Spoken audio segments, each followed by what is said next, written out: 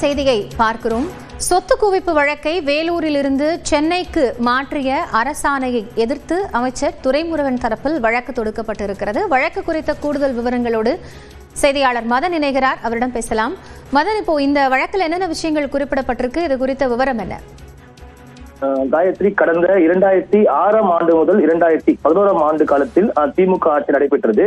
அப்போது பொதுப்பணித்துறை அமைச்சராக துரைமுருகன் பதவி வகித்தார். அந்த காலகட்டத்தில் வருமானத்துக்கு அதிகமாக 1,40,00,000 ரூபாய் சொத்து சேர்த்ததாக அவர் மீது லஞ்ச ஒழிப்புத்துறை வழக்கு பதிவு செய்தது.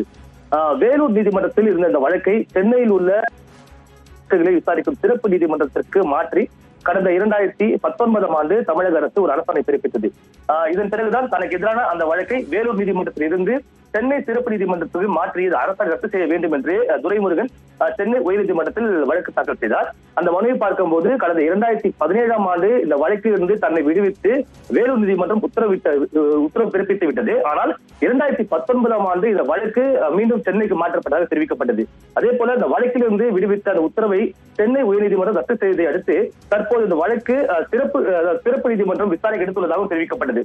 இந்த மனுவை இன்று விசாரித்த நீதிபதி லட்சுமி நாராயணன் தமிழக அரசு தொடர்பாக அக்டோபர் 23ஆம் தேதிக்குள்ளாக பதிலளிக்க வேண்டும் என்று தெரிவித்து இந்த வழக்கு விசாரணை தள்ளி வைக்கப்பட்டுள்ளது. காயத்ரி, நன்றி மதன் விவரங்களுக்காக.